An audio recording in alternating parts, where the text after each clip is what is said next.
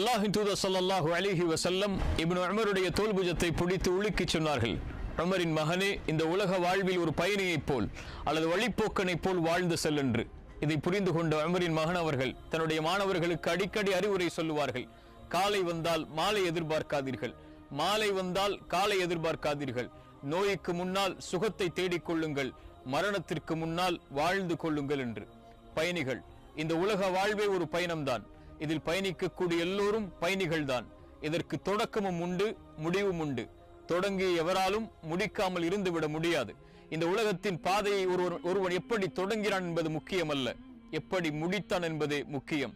இதற்கு வழிகாட்டுபவர்கள் உண்டு, வழிதவறி அழைத்து செல்பவர்களும் உண்டு.